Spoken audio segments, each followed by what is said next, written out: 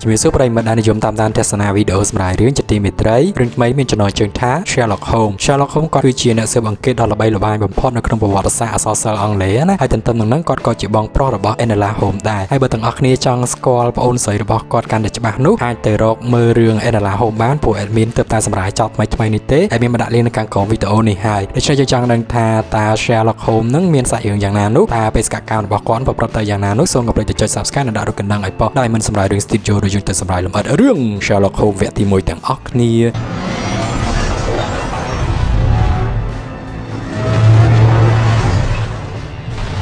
ាដើមសាច់រឿងដំបូងឡើងគឺនៅទីក្រុង London មានរទេះសេះមួយកំពុងតែរត់យ៉ាងប្រញាប់តែម្ដងដែលក្នុងរទេះសេះហ្នឹងគឺមានក្រុមប៉ូលីសអមដោយដុកទ័រមរុษដែលគាត់មានឈ្មោះថា Watson ហើយទន្ទឹមនឹងដែរយើងក៏បានឃើញ Sherlock Holmes របស់យើងហ្នឹងគេបានធ្វើដំណើរទៅយ៉ាងលឿនតែម្ដងសម្ដៅអគារមួយដែលនៅខាងក្នុងអគារហ្នឹងគឺមានមេសាសនាមួយគេកំពុងតែធ្វើពិធីសាសនាគាត់ឈ្មោះថា Blackwood ហើយទន្ទឹមនឹងហ្នឹងដោយសារតែគាត់ហ្នឹងគឺជាអ្នកដែលខ្លាំងក្លាជាងគេចឹងគាត់ចូលបានទៅដល់មុនគេណាបានពួកម៉ាក់របស់គាត់ Watson ហ្នឹងគេបានចូលទៅតាមក្រោយតែ Watson គេគឺជាដុកទ័រដ៏ល្បីល្បាញប្រចាំក្រុង London នឹងដែរទន្ទឹមនឹងហ្នឹងគឺគេគឺជា assistant ជាមួយនឹង Sherlock Holmesក្នុងការធ្វើការស៊ើបអង្កេតកិច្ចការតាក់ទងទៅនឹងអក្រិតកម្មនៅក្នុងទីក្រុង London ហ្នឹងណាហើយក្នុងនោះក៏មានមេប៉ូលីសម្នាក់ទៀតដែលគាត់គឺជាអធិការប្រចាំទីក្រុង London នឹងឯងហើយគណៈពេលដែលពិធីសាសនាហ្នឹងគេកំពុងតែប្រព្រឹត្តទៅចិត្តបានសម្រេចនឹង Sherlock ហើយនឹង Watson នោះគេក៏បង្ហាញសកម្មភាពរបស់គេវាយតប់ជាមួយនឹងក្រុមកូនចៅទាំងអស់ហ្នឹងទៅហើយទីបំផុតហ្នឹងគេក៏អាចរារាំងពិធីសាសនារបស់ Blackwood នឹងបានដែលពិធីសាសនារបស់ Blackwood ហ្នឹងគឺគេយកវិញ្ញាណរបស់មនុស្សស្រីហ្នឹងមកធ្វើឧទ្ទិសអីចឹងទៅដើម្បីគេអាចមានអំណាចក្នុងការគ្រប់គ្រងទីក្រុង London ហ្នឹងចឹងណាហើយទន្ទឹមនឹងដែរហ្នឹងគឺគេបានសម្លាប់មនុស្សស្រីមក5នាក់រួចទៅហើយមនុស្សស្រីចុងក្រោយនេះគឺជាអ្នកទី6ហើយសំណាងល្អនេះគឺនាងអត់ត្រូវបានស្លាប់នោះទេហើយពេលហ្នឹងប៉ូលីសក៏បានចាប់ Blackwood នឹងទៅប៉ុន្តែ Blackwood គឺគាត់អត់ព្រមចាប់ត្រឹមនឹងនោះទេយើងនឹងដឹងថាតិចទៀតហ្នឹងគាត់នឹងធ្វើបញ្ហាផ្សេងៗទៀតហ្នឹងបង្កឡើងនៅក្នុងទីក្រុង London ហ្នឹងហើយមិនជាងការណប្លង់ទៀតមកក៏ខ្សែរគេបានចុះប្រងព្រាតទៅអំពីបេសកកម្មហ្នឹងណាព្រោះមនុស្សទាំងអស់ហ្នឹងគឺសិតតែជាមនុស្សដែលល្បីទាំង Blackwood ហ្នឹងទាំង Sherlock Holmes ទាំង Watson ចឹងទៅហើយ Watson ជាមួយនឹង Sherlock Holmes ហ្នឹងគឺគេរស់នៅក្នុងអគារ apartment ជាមួយគ្នាហើយថ្ងៃហ្នឹងដោយសារតែ Sherlock Holmes គឺគេ stress ខ្លាំងជាមួយនឹងអា case ថ្មីរបស់គេដែលគេអាចបានដោះស្រាយបានអញ្ចឹងណាអញ្ចឹងអាកប្បកិរិយារបស់គេគឺមើលទៅហ្នឹងគឺអត់សូវប្រក្រតីនោះទេនិយាយទៅការរស់នៅរបស់អប៉ិហ្នឹងគឺពេលខ្លះមើលទៅគឺគួរខ្លាចដែរណាព្រោះគាត់អត់មុជទឹកគាត់អត់ដោះថ្មិញគាត់អត់អីនោះទេគាត់រស់នៅក្នុងភាពងងឹតអីចឹងទៅហើយពួកម៉ាក់របស់គាត់ដែលជាពេទ្យ Watson ហ្នឹងគាត់ក៏ប្រាប់ទៅថា Sherlock Holmes ឯងហ្នឹងមិនគួររស់នៅក្នុងលក្ខណៈអញ្ចឹងរយៈពេលយូរពេកទេយើងត្រូវតែទៅចេញទៅខាងក្រៅអញ្ចឹងទៅស្រស់ស្រូបអាហារមើលពន្លឺមើលអីចឹងទៅបានយើងមានឱកាសយើងមានកំណត់ថ្មីហ្នឹងក្នុងការគិតដោះស្រាយអំពីបញ្ហាដែលវាបានកើតឡើងអញ្ចឹងណាប៉ុន្តែ Sherlock ហ្នឹងគឺគាត់នៅតែប្រកែកថាគាត់អត់ចង់ធ្វើរឿងទាំងអស់ហ្នឹងទេហើយ Sherlock គាត់ក៏មានឆ្កែមួយដែរប៉ុន្តែឆ្កែហ្នឹងតាមពិតគឺឆ្កែរបស់ Watson តែប៉ុន្តែដោយសារគេរស់នៅជាមួយគ្នាចឹងទៅចឹងអាគ្រប់យ៉ាងហ្នឹងក៏វាខ្លាចទៅជារបស់រួមតែនឹងដែរ Watson ហ្នឹងគឺគេប្រាប់ Sherlock ថាគេចង់ឲ្យ Sherlock ទៅជួបជាមួយនឹងសង្សារស្រីថ្មីរបស់គេដែលនាងមានឈ្មោះថា Mary នាងគឺជាស្ត្រីអភិជនមួយរូបនៅក្នុងទីក្រុង London ហ្នឹងដោយសារតែស្ដាប់ពួកម៉ាក់និយាយទៅទៅណោះ Sherlock ក៏គេបានប្រាប់ថាអីទៅល្ងាចហ្នឹងយើងនឹងជួបគ្នាមិនចឹងកាត់អំប្លង់ទៀតមក Sherlock គេបានទៅអង្គុយចាំនៅក្នុងភោជនីយដ្ឋានហើយខ្លះរបស់គេហ្នឹងមុនគេមុនឯងតែម្ដងណាហើយបានពេលហ្នឹង Watson ក៏បាននាំ Mary ចូលមកបន្តែអ្វីដែល surprise តែម្ដងនៅពេលដែល Sherlock គេបានឃើញ Mary ចឹងទៅគឺដោយសារតែគេហ្នឹងមានខួរក្បាលជីញៀខ្លាំងតែម្ដងណាអញ្ចឹងគ្រប់រាងកាយរបស់ Mary គ្រប់អត្តទីកន្លែងគ្រប់អ្វីៗហ្នឹងគឺគេអាចមើលឃើញមក plan ហ្នឹងគេនិយាយមកបានតែម្ដងណាហើយគេនិយាយចុះនិយាយឡើងនិយាយចុះនិយាយឡើងចឹងទៅតាក់ទងទៅនឹងផ្លូវអារម្មណ៍ក៏តាក់ទងទៅនឹងផ្លូវចិត្តរបស់ Mary ហ្នឹងធ្វើឲ្យ Mary ហ្នឹងខឹងយ៉ាងខ្លាំងតែម្ដងហើយនៅពេលដែល Sherlock គេនិយាយចប់ហ្នឹងទៅ Mary ក៏គេបានយកស្រាក្រហមមកចាស់ទៅលើមុខរបស់ Sherlock ចឹងទៅហើយពេលហ្នឹង Watson ក៏អត់មកអត់កយដែរព្រោះគាត់ដឹងចរិតរបស់ពួកម៉ាក់គាត់ណាព្រោះកាលពីព្រឹកហ្នឹង Watson បានប្រាប់ Sherlock ថាយើងទៅជួបគ្នាធម្មតាបានហើយបាច់ឲ្យអ្នកឯងវិភាគឆ្វេងស្ដាំអីនេះអាយពេកទេអាចធ្វើឲ្យ Mary នាងអត់សុបាយចិត្តចឹងណាព្រោះមែនតើ Mary នាងគឺជាមនុស្សស្រីដែលធ្លាប់មានសង្សាររួចហើយនាងបានផ្ដាច់ពាក្យជាមួយនឹងសង្សាររបស់នាងណាមកយក Watson នឹងចឹងទៅហើយ Sherlock គឺគេបារម្ភថាខ្លាច Watson អត់ដឹងថា Mary នាងគឺជាស្រីដែលធ្លាប់មានតំណែងស្នេហាមកពីបរិះមុនរួចអញ្ចឹងណាអញ្ចឹងបានគេព្យាយាម critic បានគេព្យាយាមសិក្សាអំពី Mary នឹងទៅដែលធ្វើឲ្យនាងជាស្រីហ្នឹងគេមានអារម្មណ៍ថាខឹងហើយអន់ចិត្តអញ្ចឹងប៉ុន្តែតាមពិតទៅគឺ Watson គេបានដឹងរឿងរ៉ាវទាំងអស់ហ្នឹងហើយការណប្លង់ទៀតមក Sherlock ក៏គេបានទៅវាយបដាល់ជាមួយនឹងអ្នកបដាល់អញ្ចឹងគេចាក់លុយចាក់អីគ្នាអញ្ចឹងតែប៉ុន្តែគឺគ្នាពីណាគេនឹងអាចវាយឈ្នះ Sherlock Holmes នឹងបានទេនិយាយទៅប៉ែនគឺជីញៀតែម្ដងទាំងកម្លាំងប្រាជ្ញាទាំងកម្លាំងស្មារតីទាំងកម្លាំងកាយគឺគេខ្លាំងតែម្ដងណាហើយគាត់នៅបច្ចេកទេសក្នុងការវាយតំក៏ខួរក្បាលរបស់គេគឺគេគិត reflect មក plan តែម្ដងថាគេត្រូវប្រើក្បាច់អីប្រើក្បាច់នេះទៅវាឈ្នះជ័យចឹងទៅហើយលោតទីបំផុតគឺគេឈ្នះបានលុយយ៉ាងច្រើនចឹងទៅនៅកន្លែងបដាល់ហ្នឹងគេក៏បានជួបជាមួយនឹងសង្សារចាស់របស់គេដែរដែលមានឈ្មោះថា Irene ហើយបានជាងកាត់ប្លង់ទៀតមកប្រកឡាហ្នឹងក៏ស្រាប់តែគេនឹងដេកនៅខាងក្នុងផ្ទះអញ្ចឹងណាប៉ុន្តែ Irene ក៏នាងចូលមកខាងក្នុងផ្ទះនឹងបានចឹងទៅហើយដោយសារតែនាងឃើញថាសកម្មភាពរបស់នៅរបស់ Sherlock Holmes វាក៏គ្រិចវាញ៉ៃខ្លាំងពេកចឹងទៅនាងក៏ជួយរៀបចំចឹងទៅប៉ុន្តែពេលហ្នឹងគឺ Sherlock Holmes គឺគេព្យាយាមសម្ដែងធ្វើជាបរិសុទ្ធដែលអត់មានបញ្ហាអីចឹងណាហើយពេលហ្នឹង Irene ក៏នាងបានប្រាប់ទៅថានាងមាន case មួយហ្នឹងចង់ឲ្យ Sherlock Holmes ហ្នឹងជួយដោះស្រាយហើយ Sherlock Holmes ក៏គេថាគេអត់ចង់ទទួលយក case ទាំងអស់ហ្នឹងទេហើយ Irene ក៏នាងអត់មកអត់កយច្រើនណាស់និយាយទៅបច្ចេកទេសដែលគេធ្វើយើងមើលឃើញហ្នឹងគឺបើទោះបីជា Sherlock គេអត់ព្រមក្លាយប៉ុន្តែ Irene គឺនាងដាក់លុយហើយនឹងដាក់អានេះណាប៉ុន្តែឥឡូវនេះគឺពួកគេបាយគ្នាព្រោះយើងនឹងស្រាប់ហើយសង្សារស្រីនេះក៏វាជាញីហើយអសង្សារប្រុសក៏វាជាញីគឺជាមនុស្សដែលអស្ចារ្យអញ្ចឹងប្រហែលជាពួកគេពិបាកក្នុងការរស់នៅជាមួយគ្នាអញ្ចឹងប្រហែលជាពួកគេជួបគ្នានៅពេលណាដែលពួកគេនឹងអាចត្រូវការរឿងលើក្រែតែប៉ុណ្ណោះអញ្ចឹងហើយបានធ្វើពួកគេនឹងក៏បែងចែកគ្នារកស៊ីរៀងៗខ្លួននៅពេលដែល Irene នឹងធ្វើដំណើរចេញពីខុនដូរបស់ Sherlock ក៏មានពួកក្រុម gangster នៅ London នឹងចង់ធ្វើបាបនាងអញ្ចឹងតែធ្វើបាបនាងក៏បានទេនាងក៏វាយតប់ពួកអស់ហ្នឹងទៅរហូតដល់ចុងក្រោយនាងក៏បានធ្វើដំណើរមកលើរទេះមួយទៅដែររទេះហ្នឹងគឺជារទេះមេដែលបានបញ្ជាឲ្យនាងយកខេត្តទាំងអស់ហ្នឹងទៅឲ្យ Sherlock Holmes ណាហើយគណៈពេលហ្នឹងក៏មានពួកសុំទានណាមួយនឹងចង់ទៅសុំលុយតាហ្នឹងប៉ុន្តែតាហ្នឹងក៏បានគម្រាមទៅថាអ្នកឯងចង់បានលុយឬក៏អ្នកឯងចង់ស្លាប់ហើយបានពេលហ្នឹងអ្នកសុំទានក៏បានចេញពីកន្លែងហ្នឹងតែបញ្ចេញកាត់ប្លង់ទៀតមកពេលហ្នឹង Watson ក៏គេបានមកជួបជាមួយនឹង Sherlock ក៏បានប្រាប់រឿងរ៉ាវទាំងអស់ហ្នឹងទៅឲ្យ Watson ទៅហើយគេក៏បានប្រាប់ថាគឺគេអត់ចង់ស៊ើបអង្កេតខែហ្នឹងទេព្រោះគេអត់ចង់តាក់ទងជាមួយនឹង Irene ជាបន្តទៀតអញ្ចឹងណាប៉ុន្តែ Watson ក៏គេព្យាយាមបញ្ចុះបញ្ចូលទៅហើយបានពេលហ្នឹងគេកាត់សម័យយើងឃើញថាអាចោរដែលបានទៅសុំលុយអប៉ិនៅលើរទេះខ្មៅហ្នឹងតាមពិតគឺជា Sherlock Holmes របស់យើងតែប៉ុណ្ណោះយល់តែអប៉ិហ្នឹងគឺលវាតែម្ដងនៅពេលដែលសង្សាររបស់ខ្លួនហ្នឹងចុះចេញពី condo ព្រាមហ្នឹងក៏ស្រាប់តែគេហ្នឹងចុះចេញទៅតាមប្អូនដែរម្ដងណាគេចង់មើលថាតើសង្សាររបស់គេហ្នឹងធ្វើការឲ្យពីណាគេនៅពេលហ្នឹងអញ្ចឹងណាហើយគេតាមឆ្វេងស្ដាំអញ្ចឹងទៅតាមពីកន្លែងមួយពីកន្លែងផ្សារផងកន្លែងលេងសៀកផងលោតដល់ចុងក្រោយហ្នឹងក៏គេបានរើបានកៅអៅពីពួកកន្លែងលេងសៀកហ្នឹងពាក់មួកតាមខ្លួនតែងអីចឹងទៅធ្វើជាអ្នកសុំទានទៅសុំលុយអប៉ិដែលជាម្ចាស់រទេះហ្នឹងហើយពេលហ្នឹងក៏គេអាចដឹងអត្តសញ្ញាណរបស់អប៉ិហ្នឹងបានខ្លះៗដែរហើយដោយសារតែបានដឹងអត្តសញ្ញាណហ្នឹងព្រមទាំងការបញ្ចុះបញ្ចូលរបស់ Watson ផង Sherlock ក៏ថាអូខេអញ្ចឹងយើងទទួលធ្វើខែហ្នឹងទៅខណៈពេលដែលពួកគេទាំងពីរនាក់កំពុងតែជជែកពិភាក្សាហ្នឹងក៏ស្រាប់តែមានប៉ូលីសម្នាក់ហ្នឹងគាត់ចូលមកដល់ខាងក្នុងផ្ទះហ្នឹងទៅហើយគាត់ក៏បានប្រាប់ថា Lord Blackwood ហ្នឹងសាកសពរបស់គាត់ហ្នឹងត្រូវបានបាត់ពីខាងក្នុងភ្នោណាដែលធ្វើឲ្យគេហ្នឹងមានការភ្ញាក់ផ្អើលយ៉ាងខ្លាំងហើយអ្នកទាំង3ហ្នឹងគាត់ធ្វើដំណើរទៅដល់កន្លែងដែលគេបញ្ចុះសពហ្នឹងទៅដល់កន្លែងបញ្ចុះសពហ្នឹងគឺពិតជាដូចអ្វីដែលប៉ូលីសហ្នឹងបាននិយាយមែនតែម្ដងណាហើយនៅទីតាំងហ្នឹងគឺមានលោកតាម្នាក់ដែលគាត់បានឃើញរូបភាពទាំងអស់ហ្នឹងហើយគាត់ក៏គិតថាវាគឺជារូបភាពដែលតាក់ទងទៅនឹងអបិយជំនឿណាព្រោះគាត់ឃើញថា Lord Blackwood ហ្នឹងបានផុសចេញមកពីខាងក្នុងភ្នោរបស់គាត់ហ្នឹងហើយហោះចាក់ចេញពីទីកន្លែងហ្នឹងប៉ុន្តែ Sherlock ជាមួយនឹង Watson គឺគេអត់ជឿរឿងរ៉ាវទាំងអស់ហ្នឹងទេហើយទន្ទឹមហ្នឹងគេក៏បានឲ្យប៉ូលីសទៅយកមឈូសហ្នឹងយកមកបើកមើលថានៅក្នុងមឈូសហ្នឹងគឺជាសាកសពនរណាគេហើយនៅពេលដែលគេបើកមើលទៅគេក៏បានដឹងថាសាកសពក្នុងមឈូសហ្នឹងគឺជាបរិសដែល Irene ហ្នឹងបានឲ្យ Sherlock ហ្នឹងស្វែងរកពេលហ្នឹង Sherlock គេក៏បានឃើញផុសតាមួយចំនួនលើខ្លួនរបស់ជនរងគ្រោះទៅដែលលើខ្លួនជនរងគ្រោះហ្នឹងគឺមាននាឡិកាដៃមួយគេក៏បានលួចនាឡិកាហ្នឹងទៅដើម្បីទៅរកខ្សែដ្ឋានរបស់ជនរងគ្រោះហ្នឹងហើយរឿងរ៉ាវទាំងអស់ហ្នឹងធ្វើឲ្យ Dr. Watson ក៏គាត់អត់ស្រួលនៅក្នុងចិត្តនោះទេព្រោះគាត់ឆ្ងល់ខ្លាំងមែនទែនថាមូលហេតុអីហ្នឹងក៏ Lord Blackwood ដែលគាត់បានមើលឃើញផ្ទាល់នឹងភ្នែកថាគាត់ហ្នឹងដែលគាត់បានមើលឃើញផ្ទាល់នឹងភ្នែកណាថាត្រូវបានគេកាត់ទោសដោយព្យួរកហើយទន្ទឹមហ្នឹងគាត់ក៏ជាពេនក៏គាត់បានទៅពិនិត្យមើលជាក់ស្ដែងថា Lord Blackwood ហ្នឹងគឺពិតជាស្លាប់មែនអញ្ចឹងណាអញ្ចឹងក៏គេជឿថារឿងរ៉ាវទាំងអស់ហ្នឹងវាកើតឡើងដោយសារតែរឿងរ៉ាវដែលតាក់ទងទៅនឹងអំពើមន្តអាគមអីអូមអាមអញ្ចឹងទៅជាងការប្លង់ទៀតមក Watson ជាមួយនឹង Sherlock គេក៏ធ្វើដំណើរទៅតំបន់សហគមន៍ក្រីក្រមួយទៅដែរនៅពេលហ្នឹងចៃដន្យក៏មានគ្រូទាយម្នាក់ហ្នឹងគេទាយឲ្យ Watson អញ្ចឹងណាថា Watson ហ្នឹងអត់អាចរស់នៅជាមួយនឹង Mary ហ្នឹងដល់ទីបំផុតនោះទេហើយដោយសារតែអាពាក្យទាយទាំងអស់ហ្នឹងក៏ធ្វើឲ្យ Watson ហ្នឹងគាត់ក៏បានឃើញទូមួយដែលគេលក់អញ្ជៀនហ្នឹងស្អាតមែនទែនព្រោះតាំងពីដើមគឺគាត់រកអញ្ជៀនភ្ជាប់ពាក្យមួយ Mary ហ្នឹងអត់បានដូចចិត្តនោះទេប៉ុន្តែនៅពេលដែលឃើញអញ្ជៀនហ្នឹងគឺគាត់សប្បាយចិត្តណាស់ហើយដោយសារតែគាត់ហ្នឹងចង់ឈ្នះអាពាក្យទាយរបស់គ្រូទាយហ្នឹងផងគាត់ក៏យកលុយពី Sherlock ទៅទិញអញ្ជៀនហ្នឹងបានទៅចំណែក Sherlock ហ្នឹងគាត់ក៏ធ្វើដំណើរទៅរកអាសយដ្ឋានរបស់ជនរងគ្រោះដែលបានស្លាប់នៅខាងក្នុងមឈូសហ្នឹងអញ្ចឹងណាហើយពេលហ្នឹងគឺគាត់ទៅតែម្នាក់ឯងនោះទេហើយគណៈពេលដែលគាត់កំពុងតែឆ្កឹះសោដើម្បីចូលទៅខាងក្នុងបន្ទប់ហ្នឹងក៏ស្រាប់តែ Watson របស់យើងគឺគាត់អត់អស់ចិត្តនោះទេគាត់ក៏ចង់បំពេញកិច្ចការទាំងអស់ហ្នឹងដែរគាត់ក៏ធាក់ទ្វារមកឲ្យចូលមកដល់ខាងក្នុងហ្នឹងហើយដល់ពេលដែលមកដល់ខាងក្នុងហ្នឹងគេក៏បានមើលឃើញអាការងារពិសោធន៍ទៅណាហើយពេលហ្នឹងគេរកមើលឯកសារផ្សេងៗអញ្ចឹងទៅគេក៏អាចសម្គាល់ឬក៏គេអាចសន្មតបានថាជនរងគ្រោះដែលបានស្លាប់ហ្នឹងគឺគេមានចេតនាក្នុងការពិសោធន៍ធ្វើអ្វីមួយអញ្ចឹងទៅដែលតាក់ទងទៅនឹងអារឿងវិទ្យាសាស្ត្រផងហើយនៅរឿងអបិយជំនឿផងបានគេផ្សំផ្គុំអារឿងទាំងពីរហ្នឹងចូលគ្នាតែម្ដងណាដើម្បីចង់គ្រប់គ្រងឬក៏ចង់ធ្វើរឿងរ៉ាវអាក្រក់អ្វីមួយនៅក្នុងទីក្រុង London ហ្នឹងទៅហើយទន្ទឹមហ្នឹងក៏ស្រាប់តែកូនចៅរបស់ Blackwood ហ្នឹងក៏គេបានចូលមកខាងក្នុងហ្នឹងគឺគេចង់មកដុតបំផ្លាញផុសតាងទាំងអស់ហ្នឹងតែម្ដងណាពួកគេក៏បានបើកឆាកប្រយុទ្ធគ្នានៅកន្លែងហ្នឹងប៉ុន្តែទីបំផុតទៅគឺទាំងអស់គ្នាអាចវាយឈ្នះក្រុមរបស់ Sherlock ជាមួយនឹង Watson នោះទេប៉ុន្តែគួរឲ្យសោកស្ដាយ Watson គឺគេត្រូវបានអញ្ជើញរបស់គេនៅពេលដែលគេវាយគ្នានឹងជាមួយពួកក្រុមចិត្តអាក្រក់ហ្នឹងហើយទន្ទឹមនឹងហ្នឹងដែរ Sherlock Holmes របស់យើងគេក៏បានយកអាដងឆក់មួយដែលការជំនាន់ហ្នឹងគឺគេប្រើបច្ចេកទេសរបស់គេហ្នឹងទៅអានេះយើងអត់ដឹងទេព្រោះរឿងនេះវាកើតឡើងក្នុងកំឡុងឆ្នាំ1900អញ្ចឹងណាអញ្ចឹងអាដងដែលឆក់ហ្នឹងគឺធ្វើឲ្យគេនឹងអាចវាយឈ្នះជាមួយនឹងអាជនអាក្រក់នោះមួយទៅព្រោះមួយហ្នឹងគូមៀតវាដូចគឺជាយៈអញ្ចឹងមកទៅធំខ្លាំងមែនទែនតែម្ដងណាហើយទន្ទឹមហ្នឹងដោយសារតែអាមួយមៀតយៈហ្នឹងវាដឹងថាវាអាចវាយឈ្នះជាមួយនឹងអាដងឆក់នោះបានវាក៏បានហក់ចេញមកខាងក្រៅទៅហើយ Sherlock គេក៏បានដេញតាមអាម្នាក់ហ្នឹងលោទៅដល់អាកន្លែងដែលគេកំពុងតែធ្វើកប៉ាល់ហ្នឹងអញ្ចឹងទៅណាហើយ Sherlock ក៏ព្យាយាមសួរទៅថាតើណាគេនៅពីក្រោយរឿងរ៉ាវទាំងអស់ហ្នឹងប៉ុន្តែមួយហ្នឹងគឺវាអត់ប្រាប់ទេគម្រាម Sherlock ថាអ្នកឯងកំចង់ដឹងអីព្រោះអ្នកឯងហ្នឹងមានលទ្ធភាពក្នុងការតទល់ជាមួយនឹងអាអ្នកដែលនៅពីក្រោយរឿងរ៉ាវទាំងអស់ហ្នឹងអញ្ចឹងណាហើយដោយសារ Sherlock គេនៅតែម្នាក់ដដែលទេពួកគេក៏បានវាយគ្នាអញ្ចឹងទៅដេញកាប់ចាក់គ្នាពេញនៅខាងក្នុងកន្លែងដែលគេ ធ្វើកប៉ាល់ទៅលោដល់ចុងក្រោយហ្នឹងក៏ស្រាប់តែ Sherlock ហ្នឹងគេត្រូវអស់កម្លាំងទៅនៅខាងក្រោមកប៉ាល់ណាហើយដល់ពេលហ្នឹង Watson ក៏គេបានធ្វើដំណើរមកដល់កន្លែងហ្នឹងដែរក៏គេបាញ់បោះគ្នាជាមួយគ្នាហ្នឹងមកប្រើពីប្រាយទៅរហូតដល់ទីបំផុតហ្នឹង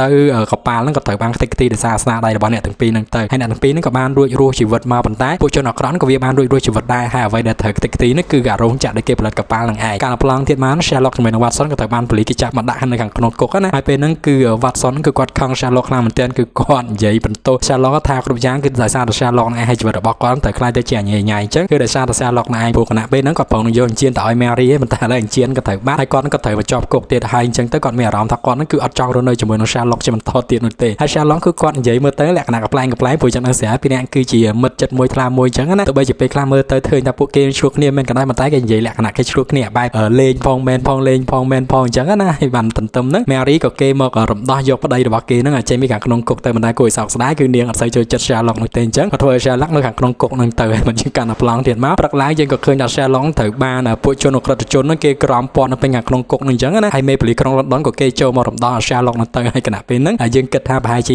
Sherlock ត្រូវបានពួកទាំងអស់នឹងវាយប៉ុន្តែតាមពិតមានណាពេលហ្នឹងគឺ Sherlock គឺគាត់និយាយរឿងខ្លាំងឲ្យពួកអ្នកទោសទាំងអស់នឹងស្ដាប់តែប៉ុណ្ណោះហើយបានចេញមកខាងក្រៅវិញហ្នឹងទៅមេប៉ូលីសហ្នឹងក៏បានប្រាប់ទៅថាមានអ្នកធំណាមួយនេះគេចង់ជួបជាមួយនឹង Sherlock ហើយអ្នកធំហ្នឹងឯងដែលជាអ្នកធានាឲ្យ Sherlock ហ្នឹងនៅខាងក្រៅឃុំមិនអញ្ចឹងការប្លង់ទីមក Sherlock ក៏ត្រូវបានគេឃ្លុំនឹងកណ្ដាត់ខ្មៅមួយទៅដឹកតាមតែរហូតដល់វិមានមួយដែលវិមានហ្នឹងគឺជាវិមានរបស់លោកប្រធានក្រុមប្រឹក្សារដ្ឋរបស់អង់គ្លេសណាហើយពេលហ្នឹងគាត់សុំទោស Sherlock ទៅដែលគាត់ត្រូវបិទមុខ Sherlock ហ្នឹងនាំយកមកវិមានរបស់គាត់ព្រោះគាត់ចង់ឲ្យរឿងរ៉ាវទាំងនោះបែកការណាប៉ុន្តែគួរឲ្យសោកស្ដាយក៏ស្រាប់ Sherlock គឺគាត់និយាយទៅប្រាប់ទៅប្រធានក្រុមប្រឹក្សារដ្ឋតែម្ដងគាត់ប្រាប់ថាគាត់ដឹងទាំងអស់ហ្នឹងអ្វីដែលគាត់ឆ្លងកាត់អញ្ចឹងណាព្រោះទីតាំងទាំងអស់គឺជាទីតាំងដែលគាត់ហ្នឹងធ្វើដំណើររៀងរាល់ថ្ងៃនោះទេហើយទន្ទឹមហ្នឹងគាត់ក៏បានប្រាប់ទៅថាគាត់ដឹងថា Lord Blackwood ហ្នឹងគឺជាកូនប្រុសរបស់ឯកឧត្តមហ្នឹងហើយនៅពេលដែលគាត់ដឹងថា Sherlock ហ្នឹងដឹងរឿងរ៉ាវរបស់គាត់យ៉ាងលម្អិតទៅអញ្ចឹងទៅគាត់ក៏ថាអូខេ Sherlock គឺពិតជាអស្ចារ្យមែនតែម្ដងព្រោះមែនតែនទៅ Lord Blackwood ហ្នឹងគឺជាកូនរបស់ប្រធានក្រុមប្រឹក្សារដ្ឋហ្នឹងមែនតែមិនជាកូនពេញសិនទេលក្ខណៈកូនក្រៅខោអញ្ចឹងណាតែក៏គាត់ចិញ្ចឹមបីបាច់ថែរក្សាស្រឡាញ់ដូចជាកូនមែនតែនអញ្ចឹងដែរតែគាត់ថា Blackwood ហ្នឹងគឺវាបែកឆ្វេងតាក់ទងទៅរឿងមន្តអាគមអញ្ចឹងទៅគាត់ក៏ចង់ឲ្យ Sherlock ហ្នឹងទៅធ្វើយ៉ាងណាទៅចាប់ Blackwood ឲ្យបានអញ្ចឹងណាព្រោះគាត់ព្រួយបារម្ភថាខ្លាច Blackwood ហ្នឹងទៅធ្វើរឿងរ៉ាវអាក្រក់ៗអីហ្នឹងជាបន្តទៀតអញ្ចឹងទៅទន្ទឹមហ្នឹងក្រៅពីប្រធានក្រុមប្រឹក្សារដ្ឋហ្នឹងក៏មានអម្បាសាទរបស់អាមេរិកហ្នឹងចូលមកដល់វិមានហ្នឹងដែរទោះបីជាឲ្យលោកគាត់ច្រើនយ៉ាងណាក៏គាត់អត់ធ្វើដែរការប្លង់នេះមក Sherlock ក៏គាត់បានទៅជួយជាមួយនឹងសារបស់គាត់នៅក្នុងស្ថានភាពមួយអញ្ចឹងគាត់ក៏បានប្រាប់ថាកិច្ចការដែលនាងបានជួលឲ្យគាត់បានធ្វើហ្នឹងគឺចប់សពគ្រប់ហើយជនដែលនាងត្រូវរកហ្នឹងពេលហ្នឹងគឺគេស្លាប់នៅខាងក្នុងមឈូសរបស់ Lord Blackwood ណាហើយពេលហ្នឹងម្នាក់ស្រីហ្នឹងក៏មើលទៅរៀងសង្ហាចិត្តបន្តិចដែរប៉ុន្តែនាងក៏សប្បាយចិត្តដែរព្រោះនាងនឹងយកគ្រឿងរ៉ាវទាំងអស់ហ្នឹងទៅប្រាប់មេរបស់នាងហើយនាងក៏និយាយថាសង្ឃឹមថាមេរបស់នាងហ្នឹងអត់ទាលុយដែលគេប្រើឲ្យនាងធ្វើការហ្នឹងយកទៅវិញនោះទេហើយពេលហ្នឹងពួកគេក៏ផឹកស្រាក្រហមហ្នឹងជាមួយគ្នាទៅប៉ុន្តែគួរឲ្យសោកស្ដាយស្រាក្រហមហ្នឹងគឺមានដាក់ថ្នាំពុល Irene ហ្នឹងគឺនាងចង់ទៅធ្វើបាប Sherlock ដដែលនាងចង់ឲ្យ Sherlock ហ្នឹងធ្វើដំណើរចាស់ចាស់ពីទីក្រុង London ជាមួយនាងណាប៉ុន្តែ Sherlock គឺគេអត់ព្រមនោះទេអញ្ចឹងការប្លង់មកយប់ហ្នឹងក៏មានមេឃភ្លៀងយ៉ាងខ្លាំងតែម្ដងទៅហើយពេលហ្នឹងប្រធានក្រុមប្រឹក្សារដ្ឋគាត់កំពុងតែដេកត្រាំទឹកណាប៉ុន្តែព្រាមហ្នឹងក៏ស្រាប់តែលោក Blackwood ហ្នឹងលេចខ្លួននៅខាងក្នុងអាវិមានហ្នឹងតែម្ដងទៅហើយគេក៏បានប្រើបច្ចេកទេសរបស់គេហ្នឹងសម្រាប់តាំងនៅខាងក្នុងអាងទឹកឲ្យដោះអញ្ជៀនរបស់គាត់ហ្នឹងចេញពីខាងក្នុងផ្ទះហ្នឹងបាទទៅយើងកាន់ប្លង់នេះមកប្រកន្លែងហ្នឹងព្រលីក៏គេបានទៅរក Sherlock ណាដែលពេលហ្នឹងគឺ Sherlock ត្រូវបានសង្សាររបស់គាត់ហ្នឹងធ្វើបាបប្រសិទ្ធខោកអាវអស់ហើយទុកទៅលើខែហ្នឹងយកតែខ្នើយហ្នឹងបាំងអាកន្លែងប្រដាប់ភេទគាត់តែប៉ុណ្ណោះហើយពេលហ្នឹ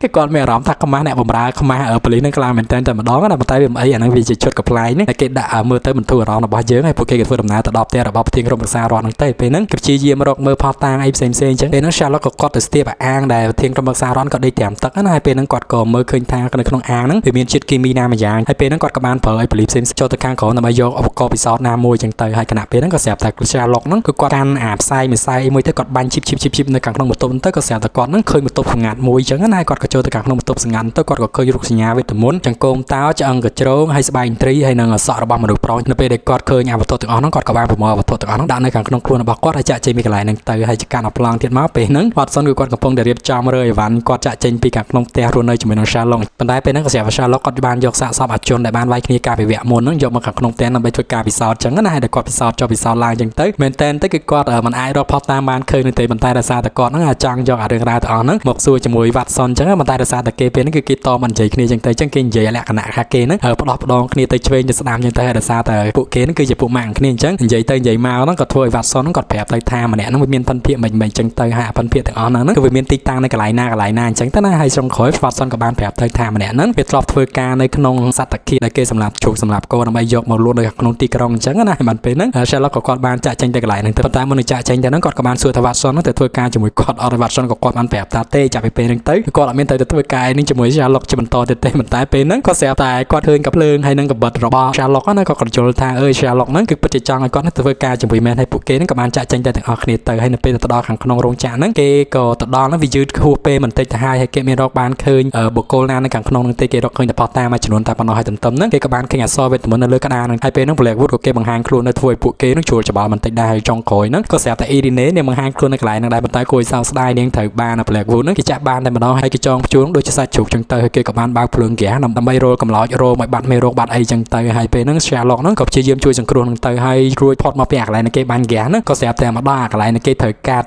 ជ្រូកហ្នឹងជាពីរចឹងទៀតណាប៉ុន្តែដោយសារតែពួកគេហ្នឹងគឺជាតួអង្គឯកទីបំផុតទៅគេក៏អាចប្រើបច្ចេកទេសរបស់គេហ្នឹងទប់ស្កាត់អាម៉ាស៊ីនហ្នឹងបានហើយរួចជីវិតមកពីកន្លែងហ្នឹងទៅហើយពេលហ្នឹងគេក៏បានចេញមកខាងក្រៅដើម្បីតាម Lord Blackwood ណាព្រោះ Blackwood វាបានជីកទូកចេញពីក្នុងរោងចក្រហ្នឹងដែរប៉ុន្តែគួរឲ្យសោកស្ដាយព្រាមហ្នឹងដោយសារតែ Blackwood វាបានដាក់គ្រាប់បែកក៏ធ្វើឲ្យផ្ទុះពងប៉ាំងនៅពេលខាងក្នុងហ្នឹងទៅហើយពួកទេទាំង3ហ្នឹងក៏ត្រូវបានរងគ្រោះថ្នាក់ដោយការផ្ទុះគ្រាប់បែកប៉ុន្តែពួកគេអត់ស្លាប់នៅទេពេលហ្នឹងប៉ូលីសចិត្តល្អម្នាក់ហ្នឹងក៏បានប្រាប់ Sherlock តែម្ដងណាប្រាប់ថាមេប៉ូលីសធំហ្នឹងបានឲ្យគេតាមចាប់ Sherlock ឯងអញ្ចឹងឥឡូវ Sherlock ឯងហ្នឹងចាប់រត់គេចខ្លួនសិនទៅមិនជាងកាន់អាប្លង់ទៀតមកហ្នឹង Sherlock ក៏គេបានទៅមើល Watson នៅខាងក្នុងមន្ទីរពេទ្យទៅហើយគេអត់មានបញ្ហាអីខ្លាំងនោះទេពេលហ្នឹងប៉ុន្តែ Mary គេមើលដឹងថាម្នាក់ហ្នឹងគឺជា Sherlock ណាព្រោះ Sherlock គេប្រឡំខ្លួនណាហើយដោយសារតែមើលឃើញថារឿងរ៉ាវទាំងអស់ហ្នឹងវាកាន់តែមើលទៅហ្នឹងវាធំដុំឡើង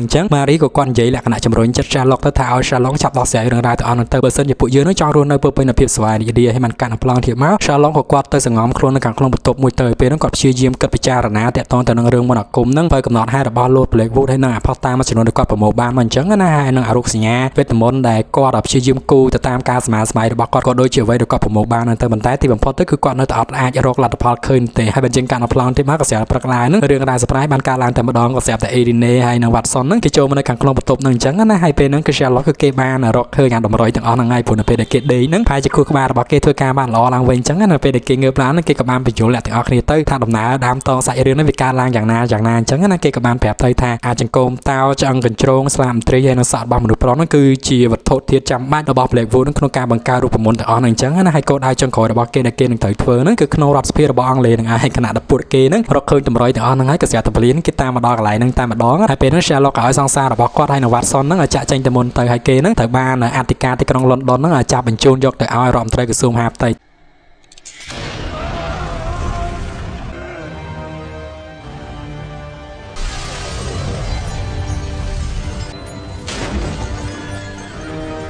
លោកអធិការ Lestrade ក៏បាននាំ Sherlock ទៅជួបជាមួយនឹងរដ្ឋមន្ត្រីក្រសួងមហាផ្ទៃដែលពេលហ្នឹងគេកំពុងតែរៀបចំការប្រជុំមួយនៅខាងក្នុងរដ្ឋសភាណាហើយពេលហ្នឹង Sherlock គេក៏បានប្រើល្បិចរបស់គេដើម្បីបោកបញ្ចោលឲ្យរដ្ឋមន្ត្រីក្រសួងមហាផ្ទៃហ្នឹងគេសារភាពប្រាប់តាមត្រង់មកថាទីតាំងដែលពួកគេត្រូវប្រព្រឹត្តអផែនការចុងក្រោយហ្នឹងនៅទីតាំងកន្លែងណាណាព្រោះពេលហ្នឹងយើងបានដឹងថារដ្ឋមន្ត្រីក្រសួងមហាផ្ទៃគឺគាត់ក្បត់ព្រោះនៅពេលដែលប្រធានក្រុមរក្សារដ្ឋបានស្លាប់ទៅណារដ្ឋមន្ត្រីក្រសួងមហាផ្ទៃហ្នឹងគាត់ក៏បានចុះចូលជាមួយនឹង Blackwood ណាហើយ Blackwood ពេលហ្នឹងគាត់ក៏បានហៅតាដែលជាឯកអគ្គរដ្ឋទូតអាមេរិកហ្នឹងមកជួបនៅខាងក្នុងវិមានរបស់គាត់ហើយឲ្យតាហ្នឹងព្រមចុះហត្ថលេខាដើម្បីទទួលស្គាល់គាត់ហ្នឹងខ្លាចទៅជាមេដឹកនាំជំនួសពុករបស់គាត់ណាប៉ុន្តែតាហ្នឹងគឺគាត់អត់ព្រមទេលោកចុងក្រោយគាត់ក៏ចង់បាញ់ទៅ Blackwood ទៅប៉ុន្តែដោយសារតែមន្តអាគមរបស់ Blackwood ហ្នឹងគាត់ធ្វើឲ្យតាហ្នឹងឆេះខ្លួនធ្លាក់ពីលើអគារមកស្លាប់បាត់ទៅហើយចាប់ពីពេលនោះមករដ្ឋមន្ត្រីក្រសួងមហាផ្ទៃហើយនិងមន្ត្រីធំគេហ្នឹងក៏គេបានផឹកអត្តវេទមន្តដែលផលិតឡើងដោយ Blackwood នោះទៅនៅពេលដែល Sherlock គេបានដឹងរឿងរ៉ាវទាំងអស់ហ្នឹងហើយហ្នឹងរដ្ឋមន្ត្រីហ្នឹងក៏វាចាប់ផ្ដើមបាញ់សម្រាប់ Sherlock ណាប៉ុន្តែយើងដឹងស្រាប់ថា Sherlock គេមិនជិះនៅល្ងងឲ្យម្នាក់ហ្នឹងស្លាប់ងាយៗនេះទេពួកគេក៏បានដេញបាញ់គ្នានៅក្នុងបន្ទប់នោះទៅទន្ទឹមហ្នឹង Sherlock គេក៏បានប្រើបច្ចេកទេសទប់ផ្សាយឲ្យចេញទៅខាងក្រៅទៀតដែលធ្វើឲ្យផ្សាយហ្នឹងហុយពេញនៅខាងក្នុងបន្ទប់ហ្នឹងធ្វើឲ្យម្នាក់ហ្នឹងមើលទៅ Sherlock អត់ឃើញវិញទេចុងក្រោយហ្នឹង Sherlock គេក៏បានហក់ចេញមកពីក្នុងអគារហ្នឹងបានសម្រេចទៅដែលនៅខាងក្រៅនេះដែលនៅខាងក្រៅគឺមាន Watson ហើយនិង Irene គេចាំនៅទុករួចជាស្រេចទេណាហើយមកដល់ខាងលើទុកហ្នឹងបានយើងដឹងថាតាមពិតលោកអធិការហ្នឹងគាត់បានចូលដៃជួយជើងជាមួយនឹង Sherlock ព្រោះនៅពេលដែលដាក់ខ្នោះដៃគឺគាត់បានហុចសោទៅឲ្យ Sherlock រួចរាល់ហើយបានយើងកាន់អាប្លង់ទៀតមកពួកគេក៏អាចរកទីតាំងដែលគ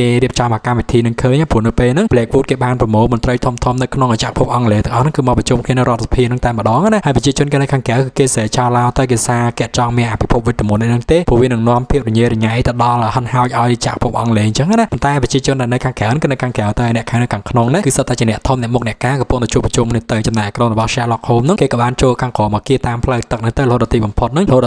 ឹងគេក៏បានចូលទៅដល់ទីតាំងនៃគេដាក់ម៉ាស៊ីនត្រៀមសម្រាប់ពួកតំណាងរាស្ត្រនិងមន្ត្រីធំៗដែលកំពុងប្រជុំនៅខាងលើហ្នឹងហើយនៅពេលហ្នឹងពួកគេក៏រកមធ្យោបាយក្នុងការទៅធ្វើយ៉ាងណាដើម្បីកុំឲ្យម៉ាស៊ីនហ្នឹងវាដំណើរការណាហើយគេក៏បានទៅប្រយុទ្ធតតាំងជាមួយនឹងពួកកូនចៅហ្នឹងតែវាកំពុងតែយាមនៅខាងក្រោមហ្នឹងទៅវាយទៅវាយមកទៅរហូតដល់ទីបំផុតហ្នឹងពួកគេក៏អាចឲ្យវាយឈ្នះពួកទាំងអស់ហ្នឹងហើយពេលហ្នឹង Sherlock និង Irene នឹងព្យាយាមរកមធ្យោបាយក្នុងការដោះម៉ាស៊ីនហ្នឹងហើយគណៈពេលដែលពួកគេប៊ីងបានសម្រាប់ហើយក៏ស្រាប់លេចមកអាចចាត់អាក្រក់ដែលវាមានធំដូចយ៉ាងហ្នឹងវាចូលមកវាយប្រហារអ្នកទាំងអស់គ្នាហ្នឹងទៅហើយបានពេលហ្នឹង Watson និង Sherlock គេទៅទប់ទល់ជាមួយនឹងម្នាក់ហ្នឹងហើយគេទុកឲ្យ Irene ហ្នឹងនឹងធ្វើយ៉ាងណាហ្នឹងដោះអាខ្សែខ្យល់អាម៉ាស៊ីនហ្នឹងដើម្បីកុំឲ្យវាហ្នឹងចេញប្រតិកម្មបានអញ្ចឹងព្រោះតិចទៀតបើសិនជាម៉ាស៊ីនដំណើរការគឺវានឹងបំលែងអាជាតិគីមីទាំងអស់ហ្នឹងធ្វើទៅឲ្យបំពុលពួកមន្ត្រីធំៗនៅក្នុងរដ្ឋសភាព្រោះអាម៉ាស៊ីនហ្នឹងគឺវានឹងបញ្ជូនអាជាតិគីមីដែលគេបំលែងហ្នឹងព្រោះបើសិនជាអ្នកទាំងអស់គ្នាហ្នឹងគឺគេអត់ឯកភាពទៅតាមកំណត់របស់ Blackwood នោះទេហើយនៅខាងលើនោះវិញហ្នឹង Blackwood គេគង់បញ្ចុះបញ្ចូលអ្នកទាំងអស់គ្នាហ្នឹងថាធ្វើយ៉ាងណាហ្នឹងឲ្យគេខ្លាចជាមេដឹកនាំមកទៅហើយអនុវត្តទៅតាមការយល់ឃើញរបស់គេហ្នឹងគឺអាពលឹងវិញ្ញាណហើយនឹងវិទ្យាសាស្ត្រហ្នឹងបូកបញ្ចូលគ្នាដើម្បីធ្វើយ៉ាងណាហ្នឹងឲ្យចក្រភពអង់គ្លេសហ្នឹងគឺវាខ្លាចទៅជាចក្រភពដ៏ធំធេងជាងគេនៅលើផែនដីហ្នឹងអញ្ចឹងទៅហើយប៉ុន្តែមន្ត្រីធំៗទាំងអស់ហ្នឹងគឺក៏អត់ឯកភាពទេគេក៏ព្យាយាមបុកចេញពីខាងក្នុងអគារហ្នឹងហើយបានពេលហ្នឹង Blackwood គេក៏បានចុចកុងតាក់របស់គេដើម្បីឲ្យម៉ាស៊ីនដំណើរការអញ្ចឹងណាហើយគណៈពេលដែល Irene នេះកំពុងតែដោះខ្ចៅនៅខាងក្រោមហ្នឹងនាងក៏ប្រើបច្ចេកទេសក៏កំភ្លើងផងម្សៅផងហើយនឹងខ្សៀរបស់ Sherlock ហ្នឹងនាងក៏អាចដោះអាម៉ាស៊ីនហ្នឹងបានយកអាថ្នាំគីមីហ្នឹងចេញទៅបាត់ទៅចំណែកឯ Sherlock ជាមួយ Watson ហ្នឹងគេកំពុងតែប្រយុទ្ធតតាំងជាមួយនឹងអាយៈហ្នឹងហើយទីបំផុតទៅគេក៏អាចប្រយុទ្ធឈ្នះអាយៈហ្នឹងទៅហើយ Sherlock ហ្នឹងគេក៏បានដេញតាម Irene ពីខាងក្រោយណាចំណែក Blackwood នៅខាងលើនោះវិញនៅពេលដែលម៉ាស៊ីនរបស់គេចុចហើយហ្នឹងវាអត់មានដំណើរការតរសោះហ្នឹងទៅក៏ធ្វើគេនឹងភ័យយ៉ាងខ្លាំងតែម្ដងហើយពួកមន្ត្រីធំៗហ្នឹងក៏បានបញ្ជាគេដេញចាប់ Blackwood ណា Blackwood ក៏គេបានរត់ចូលមកខាងក្រោមមកមើលថាតើមានរឿងរ៉ាវកើតឡើងបានគេឃើញអាសកម្មភាពទាំងអស់ហ្នឹងតែបានពេលហ្នឹងគេក៏ចាប់ផ្ដើមដេញតាម Irene ពីក្រោយទៅណាចំណែក Sherlock របស់យើងហ្នឹងគេក៏បានដេញតាម Irene ដែរមែនតែនទៅ Irene នឹងយកអាថ្នាំគីមីទាំងអស់ហ្នឹងយកទៅឲ្យអាចវាយដែលបានបញ្ជានាងហ្នឹងតាមរកអាបរតដែលស្លាប់នៅខាងក្នុងមជ្ឈមណ្ឌលតាំងពីដំបូងហ្នឹងអញ្ចឹងណាអ្នកទាំង3ហ្នឹងក៏បានដេញបន្តទៅទៅរហូតដល់ចុងក្រោយនោះ Sherlock ក៏តាមទាត់ Irene នៅលើអា London Tower ដែលគេកំពុងសាងសង់ហ្នឹងទៅហើយពេលហ្នឹងពួកគេក៏ព្យាយាមមកសួរនាំគ្នាទៅណាហើយគណៈពេលដែល Irene នាងប្រងប្រាប់ការពិតហើយក៏ស្រាប់តែនាងទៅបាន Lord Blackwood ហ្នឹងមកចាប់នាងជាប់ទៅហើយគេក៏ដណ្ដើមបានអាម្សៅគីមីហ្នឹងហើយរុញទម្លាក់ Irene នេះចុះមកខាងក្រោមតែសំណាងល្អនាងអត់ស្លាប់នោះទេហើយពីរនាក់ហ្នឹងគេក៏វាយតតាំងគ្នាចលាយ៉ាងទៅរហូតដល់ចុងក្រោយនោះ Sherlock គេក៏អាចប្រយុទ្ធឈ្នះ Blackwood ហ្នឹងទៅហើយគេក៏បានប្រាប់ការពិតទាំងអស់ហ្នឹងទៅថាលើពិភពលោកនេះហ្នឹងគឺវាគ្មានរឿងវេទមន្តវាគ្មានរឿងអ្វីកើតឡើងនោះទេហើយអាមូលហេតុដែលគេបង្កបញ្ហាឡើងនឹងទាំងអស់ហ្នឹងគឺសុទ្ធតែជាហេតុផលវិទ្យាសាស្ត្រទាំងអស់ហើយអញ្ចឹងហើយបានគេសម្រាប់ពួកអ្នកពិសោធន៍ដែលបានរកឃើញអាថ្នាំគីមីទាំងអស់ហ្នឹងឲ្យគេអញ្ចឹងដើម្បីបំបត្តិផុតតាំងអញ្ចឹងទៅហើយគេនឹងធ្វើទាំងអស់គ្នាហ្នឹងគិតថាគេហ្នឹងគឺជាគ្រូវេទមន្តគ្រូជាអ្នកដែលមានធម៌ពលពិសេសអីមួយលើផែនដីអញ្ចឹងណាហើយទន្ទឹមហ្នឹងនៅពេលដែលគេបើកធ្វើអាម៉ាស៊ីននឹងដំណើរការដើម្បីបំពុលមន្ត្រីអ្នកមុខអ្នកការនៅពេលដែលគេចង់ឲ្យអ្នកទាំងអស់គ្នាហ្នឹងដើរតាមគេហ្នឹងគឺមន្ត្រីដែលបានទទួលវ៉ាក់សាំងពីគេគឺអត់ស្លាប់ទេអញ្ចឹងនឹងអាចឲ្យគេជឿថា Blackwood ហ្នឹងគឺជាគ្រូវេទមន្តដ៏ពូកែមែនអញ្ចឹងហើយដោយសារ Sherlock គាត់ចិត្តមិនដាច់ឲ្យ Blackwood ហ្នឹងធ្លាក់ស្លាប់ទៅអញ្ចឹងណាព្រោះ Blackwood ក៏គាត់បានសុំឲ្យ Sherlock ហ្នឹងជួយគាត់ដែរអញ្ចឹងគាត់ក៏ជួយទៅហើយគណៈពេលដែលជួយមកដល់ខាងលើហ្នឹងយើងដឹងហើយអាមនុស្សអាក្រក់ហ្នឹងគឺសំណានវានៅតែអាក្រក់នោះទេហើយវាក៏ចង់វាយតតាំងជាមួយនឹង Sherlock វិញទៅប៉ុន្តែសំណាងល្អឲ្យពេលហ្នឹងក៏ស្រាប់តែអាដែកធ្វើស្វៀនហ្នឹងធ្លាក់មកលើអាកន្លែងដែល Blackwood ហ្នឹងឈរអញ្ចឹងទៅធ្វើ Blackwood ធ្លាក់ទៅខាងក្រោមស្វៀនអញ្ចឹងណាទីណៃទាញជើងជាមួយនឹងច្បាក់លោះដល់ចុងក្រោយហ្នឹងគេក៏ត្រូវជាប់ច្បាក់ហ្នឹងព្យួរកស្លាប់នៅលើស្ពានហ្នឹងទៅហើយ Sherlock ហ្នឹងគាត់ក៏បានទៅនិយាយជាមួយនឹង Irene ហ្នឹងតែប៉ុន្តែពេលហ្នឹងគឺគាត់បានដាក់ខ្នោះសង្សាររបស់គាត់ជាប់អញ្ចឹងដើម្បីសួរនាងថាតើពីណាគេនៅពីក្រោយរឿងរ៉ាវទាំងអស់ហ្នឹងណាហើយ Irene ហ្នឹងក៏បានប្រាប់ទៅថាបរិះដែលជាមេខ្លោងជួលឲ្យនាងធ្វើកិច្ចការទាំងអស់ហ្នឹងគាត់គឺជាគ្រូបង្រៀនមួយឈ្មោះថា Majority អញ្ចឹងណាហើយពេលហ្នឹងនាងក៏សុំទោសទៅ Sherlock ដែរនាងក៏ក្បត់ Sherlock អញ្ចឹងតែ Sherlock គឺចាប់ពីពេលហ្នឹងទៅគេលែងទុកចិត្ត Irene ទាំងស្រុងហើយគេក៏បានយកខ្សែកស្នេហារបស់គេចាក់ចេញពីទីហ្នឹងទៅហើយយើងកាន់ប្លង់ទៀតមកឃើញថា Watson គេក៏បានរៀបចំឲ្យវ៉ែវ៉ាន់របស់គេនេះចាក់ចេញពី Sherlock Holmes ហ្នឹងរួចរាល់ណាប៉ុន្តែមុននឹងចាក់ចេញហ្នឹងប្រពន្ធទាំងពីរនាក់ហ្នឹងក៏បានទៅលាពួកម៉ាក់របស់គេនេះជាចុងក្រោយហ្នឹងទៅហើយបានពេលហ្នឹង Sherlock គេកំពុងតែពិសោធន៍មូលហេតុអីបានជា Blackwood អាចបន្លំការស្លាប់របស់គេបាននៅពេលដែលគេហ្នឹងភ្ជាប់ជួកគាត់អញ្ចឹងហើយបានគេដឹងថាតាមពិតហ្នឹងគឺអាប៉ែហ្នឹងវាពាក់អាវកាក់ដៃមួយអញ្ចឹងដែលដៃហ្នឹងគឺវាមានកងនៅកន្លែងកកហ្នឹងហើយនៅពេលដែលគេភ្ជួកហ្នឹងគឺអាកងហ្នឹងគឺគេយកទៅតាក់ជាមួយនឹងអាដៃនេះឯងអញ្ចឹងកំឡុងពេលហ្នឹងគឺគាត់អាចបន្លំភ្នែកគេបានហើយមួយទៀតហ្នឹងគឺគាត់បានប្រើថ្នាំឲ្យជីបចររបស់គាត់លែងដែរដើម្បីឲ្យ Watson ហ្នឹងគាត់ពិនិត្យមើលឃើញថា Blackwood ហ្នឹងគឺគាត់ពិតជាស្លាប់ពិតប្រាកដមែនរំពេចហ្នឹងក៏ស្រាប់ពីចំណិតរបស់ Sherlock ក៏គេចូលមកប្រាប់ទៅថាគេបានរកឃើញសាកសពម្នាក់ទៀតដែលគេសង្ស័យថាម្នាក់ហ្នឹងគឺជាមនុស្សដំបូងដែលបានស្លាប់នៅក្នុងអាករណីហ្នឹងអញ្ចឹងណាហើយគេគិតថាអ្នកដែលបានសម្លាប់បរិះហ្នឹងប្រហែលជាលោកសាស្ត្រាចារ្យ Majority នឹងឯងហើយពេលហ្នឹង Sherlock គេមើលទៅខាងក្រៅបន្តិចទៅហើយគេក៏ប្រាប់យើងថាអូខេសំណុំរឿងរបស់យើងនឹងត្រូវបើកការស៊ើបអង្កេតម្ដងទៀតណាព្រោះពេលហ្នឹង លោកសាស្ត្រាចារ្យ Majority គឺគាត់អត់ត្រូវបានគេចាប់បាននោះទេហើយទន្ទឹមទៅនឹងដែរអាម៉ាស៊ីនដែលគេបំលែងអាជាតិគីមីទាំងអស់ហ្នឹងក៏ត្រូវបានការរដ្ឋាភិបាលអង់គ្លេសហ្នឹងគឺ Sherlock Holmes គេនឹងអាចដោះស្រាយរឿងក្តីទាំងអស់ហ្នឹងបានដែរឬក៏អត់នោះហើយតើពីណាគេគឺជា Majority នោះកុំភ្លេចចុច Subscribe និងដាក់រូបកណ្ដឹងឲ្យប៉ដែលមិនសម្រាប់រឿង Steve Jobs ព្រោះយើងរងចាំតាមដានទស្សនារឿង Sherlock Holmes នៅវគ្គទី2ជាបន្តទៀតរឿង Sherlock Holmes The Shadow of the Cat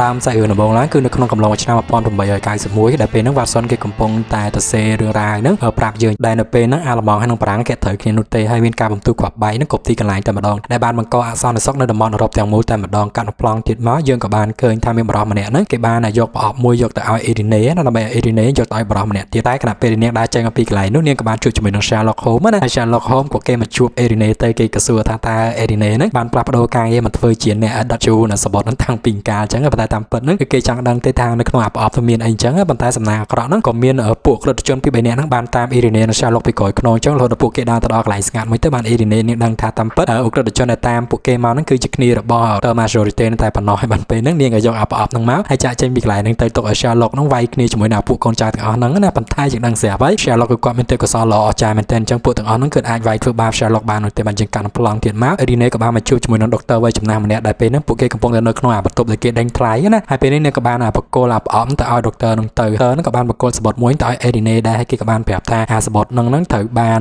ម្ចាស់សបុតហ្នឹងគេផ្ញើយកទៅឲ្យបងអូនស្រីរបស់គេដែលបន្តិចទៀតហ្នឹងបងអូនស្រីហ្នឹងគឺនឹងខ្លាចទៅជាបញ្ហានៅក្នុងសាច់រឿងហ្នឹងដែរហើយគណៈពេលដែលបានសបុតហ្នឹងអេរីណេក៏កំពុងចេញតែដុកទ័រហ្នឹងក៏ខកទៅថាចង់ឲ្យនាងនឹងមើលថាតានៅក្នុងប្រអប់ហ្នឹងតាហ្នឹងឲ្យលុយមកគ្រប់ឬក៏អត់អញ្ចឹងណាហើយគណៈពេលគេបើកប្រអប់ហ្នឹងឡើងហ្នឹងគេក៏ឃើញថាក្នុងប្រអប់ហ្នឹងមិនមែនជាលុយនោះទេហើយក្នុងប្រអប់ហ្នឹងគឺជាគ្រាប់បែកប៉ុន្តែសំណាងល្អឲ្យពេលហ្នឹង Sherlock គេក៏បានយកកលឹះអីយកមកខ្ទាស់គ្រាប់បែកហ្នឹងទាល់ដល់អាគ្រាប់បែកហ្នឹងផ្ទុះនោះទេហើយអញ្ចឹងទៅទាំង3នាក់ហ្នឹងគឺគេភ័យចោលឡោតែម្ដងហើយពេលហ្នឹង Sherlock ក៏គេបានយកអាសបុតដែលជាអាសបុតអានកំបាំងយកមកពីអេរីណេហ្នឹងបានដែរហើយគេក៏បានធ្វើសកម្មភាពផ្សេងៗអញ្ចឹងទៅប្រកាសដេញថ្លៃអញ្ចឹងទៅហើយទន្ទឹមនឹងដោយសារតែគេដាក់ខ្សៀរបស់គេលើវាំងណហ្នឹងក៏ធ្វើឲ្យឆេះផ្អើលពេញអាកន្លែងដេញថ្លៃទាំងអស់ទៅហើយពួកគេហ្នឹងក៏បានរត់ចេញមកខាងក្រៅប៉ុន្តែពេលហ្នឹង Sherlock ក៏បានប្រាប់ដុកទ័រនៅស្ងៀមអញ្ចឹងណាបើសិនជាគាត់ចេញទៅខាងក្រៅហ្នឹងវាអាចធ្វើឲ្យគ្រាប់បែកនឹងផ្ទុះអញ្ចឹងទៅពេលហ្នឹង Sherlock ក៏បានយកគ្រាប់បែកពីដុកទ័រយកទៅដាក់នៅក្នុងអារូបសំណាកហ្នឹងទៅដើម្បីវាផ្ទុះនៅខាងក្នុងហ្នឹងណាក៏ជាហានិភ័យផ្សេងៗប៉ុន្តែដុកទ័រហ្នឹងគឺគាត់ខ្លាច Sherlock Holmes ផងហើយទន្ទឹមក៏ខ្លាចបែកការមកក៏រត់ចេញមកខាងក្រៅទៅហើយនៅពេល Sherlock គេតាមមករកដុកទ័រហ្នឹងអញ្ចឹងទៅក៏ស្រាប់តែចៃដន្យតាហ្នឹងត្រូវបានពួកជនចិត្តអាក្រក់ហ្នឹងសម្លាប់បាត់ទៅហើយមែនតែនទៅហ្នឹងគឺតាហ្នឹងគាត់ធ្វើការឲ្យតា Majority ដែរណាគាត់ធ្វើការខាងវិទ្យាសាស្ត្រអញ្ចឹងទៅបានគេសម្លាប់តាហ្នឹងចោលហើយពេលហ្នឹង Sherlock ក៏បានគេមកអក្រិតជនទៅគេក៏ដឹងថាគឺជាស្នាដៃរបស់តា Majority ទៀតហើយអញ្ចឹងកាន់តែប្លង់ទៀតមកអេរីណេក៏បានទៅជួបជាមួយនឹងតា Majority ហ្នឹងទៅហើយតាក៏សួររកសបុតណានាងបានប្រាប់ថាបេសកកម្មរបស់នាងបរាជ័យទៀតហើយដល់ពេលហ្នឹងតាហ្នឹងគឺគាត់ខឹងយ៉ាងខ្លាំងតែម្ដងទៅគាត់ក៏បន្ទោសទៅអេរីណេថាដោយសារតែទឹកចិត្តឲ្យនាងតែងតែស្រឡាញ់ Sherlock Holmes បានធ្វើឲ្យកិច្ចការទាំងអស់ហ្នឹងវាត្រូវបរាជ័យណាហើយទន្ទឹមហ្នឹងតាហ្នឹងក៏បានដាក់ថ្នាំបំពុលអេរីណេហ្នឹងស្លាប់នៅកន្លែងហ្នឹងទៅហើយ Watson ក៏គេបានធ្វើដំណើរមកលេង Sherlock Holmes នៅខាងក្នុងផ្ទះរបស់គេអញ្ចឹងណាព្រោះស្អែកហ្នឹងគេត្រូវរៀបការ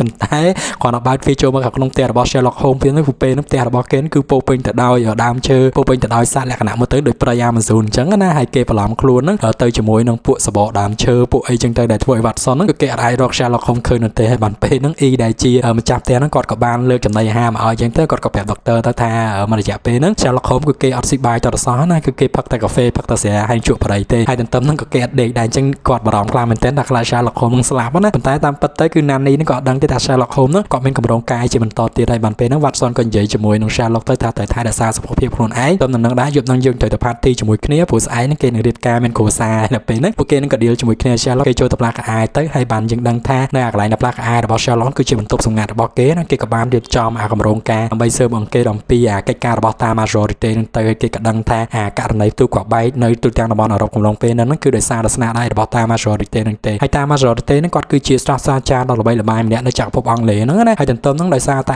គេឈ្មោះរបស់គាត់គឺធ្វើឲ្យគាត់ហ្នឹងជាបុគ្គលមួយដែលគេចាត់ទុកថាជាលក្ខណៈបុគ្គលគំរូអញ្ចឹងណាអញ្ចឹងធ្វើគាត់មាន connection ឬក៏គាត់មានទំនាក់ទំនងល្អហ្នឹងជាមួយនឹងអិសរាជជនធំៗរបស់ចក្រភពអង់គ្លេសហ្នឹងខ្លាំងមែនទែនហើយទន្ទឹមហ្នឹងគាត់ក៏ជាមិត្តល្អហ្នឹងរបស់ Prime Minister ហ្នឹងដែរដែលធ្វើឲ្យ Watson គឺគាត់ក៏សួរទៅ Sherlock ថាតើអ្នកឯងនឹងអាចរកផុសតាងណា ដើម្បីបញ្ជាក់ថាមនុស្សដែលសាធារណជនគេគិតថាគឺជាមនុស្សល្អហ្នឹងគឺជាអ្នកនៅពីក្រោយអារឿងរ៉ាវនៃការបំទុះគ្រាប់បែកពលនៅតំបន់អឺរ៉ុបទាំងមូលហ្នឹងហើយ Sherlock ក៏គេនិយាយលក្ខណៈប្រយោលចោលថាឥឡូវយើងទៅកម្មវិធីជប់លៀងសិនទៅហើយបានពេលហ្នឹងពួកគេក៏បានឈីឡាទៅជួបជាមួយនឹងបងប្រុសរបស់ Sherlock ទៅគាត់គឺជាម៉ាយក្របគាត់គឺជាភ្នាក់ងារសម្ងាត់របស់រដ្ឋាភិបាលអង់គ្លេសធ្វើការតំណងពីរាជវាំងអង់គ្លេសហ្នឹងទៅបណ្ដាប្រទេសផ្សេងៗនៅតំបន់អឺរ៉ុបណាហើយបានពេលហ្នឹងពួកគេក៏ទៅកម្មវិធីជប់លៀងជាមួយគ្នាទៅដែរនៅក្នុងកម្មវិធីជប់លៀងហ្នឹងគឺមិនមែនជាកម្មវិធីជប់លៀងរបស់ Watson នោះទេព្រោះ Watson គឺគេចង់ទៅជប់លៀងលក្ខណៈមិត្តភក្តិជិតស្និទ្ធរបស់គេអញ្ចឹងប៉ុន្តែដោយសារ Sherlock ហ្នឹងជាមួយនឹងបងប្រុសគេក៏បាននាំគេមកកម្មវិធីទៅធ្វើឲ្យ Watson គឺគេអត់សប្បាយចិត្តនោះទេទីបំផុតហ្នឹង Watson ក៏គេទៅអង្គុយលេងល្បែងទៅចំណែក Sherlock ក៏បានចូលទៅជួបជាមួយនឹងគ្រូទាយជនជាតិរ៉ូម៉ាំងម្នាក់ឯណាហើយពេលហ្នឹងគេក៏បានព្យាយាមសួរនឹងតែប៉ុន្តែដំបូងនាងអត់ព្រមប្រាប់ការពិតទេរហូតដល់ចុងក្រោយគេក៏បានបង្ហាញសបុតតែដែលសបុតហ្នឹងគឺជាសបុតបងប្រុសរបស់នាងណាប៉ុន្តែ Sherlock ក៏គេឲ្យទៅនាងទេគេគ្រាន់តែសួរនាងថាមូលហេតុអីបានជាបងប្រុសរបស់នាងហ្នឹងផ្ញើសបុតហ្នឹងមកឲ្យនាងអញ្ចឹងណាហើយនៅពេលដែលនាងមើលហើយហ្នឹងក្នុងអត្ថន័យសបុតហ្នឹងគឺគេសរសេរប្រាប់ថាសូមឲ្យបងស្រីរបស់គេហ្នឹងឲ្យចងចាំមុខរបស់គេទុកទៅហើយសង្ឃឹមថាការលាក់បាំងរបស់គេហ្នឹងគឺនឹងជាការលាក់បាំងមួយដើម្បីផ្លាស់ប្ដូរប្រវត្តិសាស្ត្ររបស់ពិភពលោកអញ្ចឹងណាហើយពេលហ្នឹងនាងប្រាប់ទៅ Sherlock ថានាងបានដឹងរឿងរ៉ាវទាំងអស់ហ្នឹងទេហើយក៏មិនយល់ពីអត្ថន័យហ្នឹងដែរហើយបានពេលហ្នឹងក៏ស្រាប់តែមានអក្រិតជនមួយហ្នឹងក៏វាយប្រហារអ្នកទាំងពីរតែម្ដងពួកអក្រិតជនវាមកចង់សម្លាប់បងស្រីហ្នឹងដើម្បីយកសបុតហ្នឹងណាព្រោះវាគិតថាសបុតហ្នឹងគឺជាផុសតាងសំខាន់ណាមួយដើម្បីបំផ្លាញកម្រងតា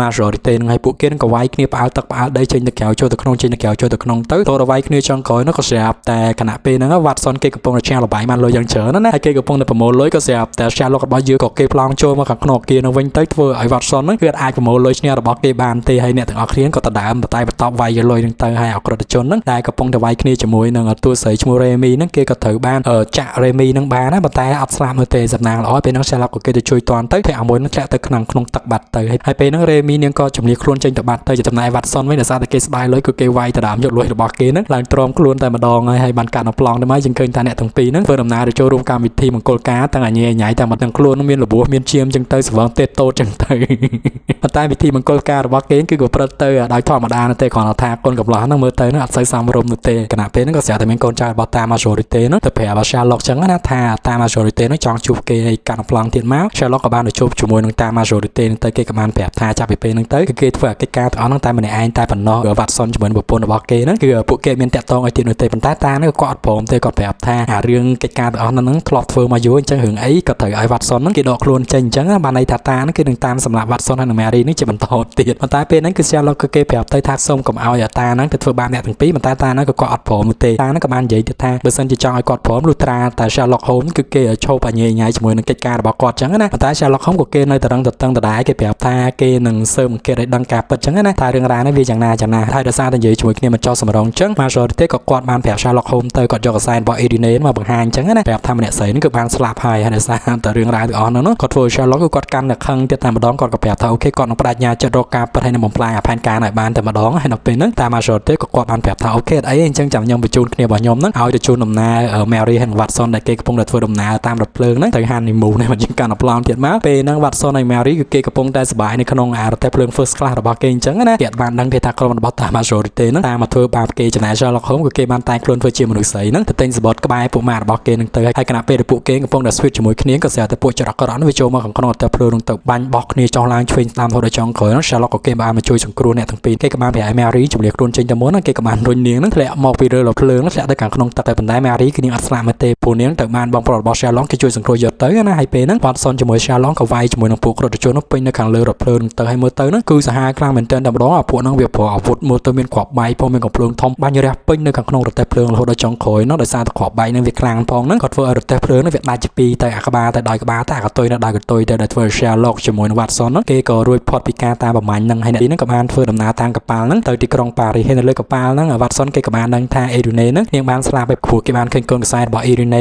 ណាពួកគេទាំងពីរគេធ្វើដំណើរទៅដល់ទីក្រុងប៉ារីសហើយពេលហ្នឹងគេក៏ទៅរកក្រុមសៀកសិល្បៈរបស់ Remy ហ្នឹងទៅហើយបានទីបំផុតហ្នឹងគេក៏បានជួបជាមួយនឹង Remy ហ្នឹងតាមបំណងប្រាថ្នាមែនហើយគេក៏បានសួរ Remy ទៅប៉ុន្តែ Remy នឹងទៅនិយាយការពិតតាទេថានាងអាចបានដឹងតាមមូលហេតុអីបានជាបងប្រុសរបស់នាងហ្នឹងបានផ្ញើសបុតហ្នឹងមកឲ្យនាងហើយនាងមានបានដឹងរឿងរ៉ាវពីគម្រោងអីណាធ្វើបរិបទឬក៏ចង់គ្រប់គ្រងតំបន់អឺរ៉ុបអីហ្នឹងទេហើយបានពេលហ្នឹងនាងក៏បានបង្ហាញអារូបគំនូរមួយចំនួនដែលបងប្រុសរបស់នាងបានផ្ញើមកឲ្យគេអញ្ចឹងណាហើយពេលហ្នឹង Sherlock ក៏គេអត់មានតម្រុយអីច្រើនដែរប៉ុន្តែគ្រាន់តែគេដឹងថាអាកដាស់ដែលបងប្រុសរបស់នាងបានសរសេរសបុតមកឲ្យនាងហ្នឹងវាមានទីតាំងនៅកន្លែងណាអញ្ចឹងណាហើយដោយសារតែការពណ៌នារៀបរាប់របស់ Sherlock ទៅក៏ធ្វើឲ្យ Remy នឹងនឹកឃើញទៅដល់ក្រុមក្រិតជនដែលនាងធ្លាប់ធ្វើការមកពីមុនជាមួយដែលជាក្រុមអ្នកផលិតគ្រាប់បែកណាព្រោះការពីដើមរឿងมันមានការបំទុះគ្រាប់បែកអញ្ចឹងក្រុមហ្នឹងឯងដែលជាអ្នកផលិតគ្រាប់បែកដើម្បីបំទុះនៅទីក្រុងទាំងអស់ហ្នឹងអញ្ចឹងនាងក៏ប្រាប់ថាអូខេប្រហែលជាម្នាក់ហ្នឹងមានតម្រុយឬក៏មានដំណឹងតាក់ទងនឹង បងប្អូនរបស់នាងណាហើយបានស្អែកឡើងពួកគេក៏បានធ្វើដំណើរទៅជួបម្នាក់ហ្នឹងទៅហើយព្យាយាមសួរម្នាក់ហ្នឹងណាហើយម្នាក់ហ្នឹងក៏គេបានប្រាប់ថាគឺគេអត់ដឹងទេថាតើបងប្រុសរបស់រ៉េមីហ្នឹងគេនៅណាណាម្នាក់ហ្នឹងឈ្មោះរ៉ឺណេហើយទៅពេលហ្នឹងគេព្យាយាមសួរយ៉ាងណាហ្នឹងក៏អត់មានបានផលដែរពេលហ្នឹង Sherlock ក៏គេព្យាយាមសួរទៀតទៅថាឥឡូវនេះតើអ្នកឯងហ្នឹងបានដាក់គ្រាប់បែកនៅកន្លែងណាទៀតដើម្បីកុំឲ្យបង្កបញ្ហាទៅជាធំដុំអញ្ចឹងណាប៉ុន្តែម្នាក់ហ្នឹងក៏គេបានប្រាប់ថាគឺគេអាចប្រាប់បានទេព្រោះកិច្ចការរបស់គេនេះគឺគេបានធ្វើហើយគេបាន deal ជាមួយនឹង Alta Majority នេះមកជាយូរទៅហើយទន្ទឹមហ្នឹងតាហ្នឹងក៏ជាអ្នក support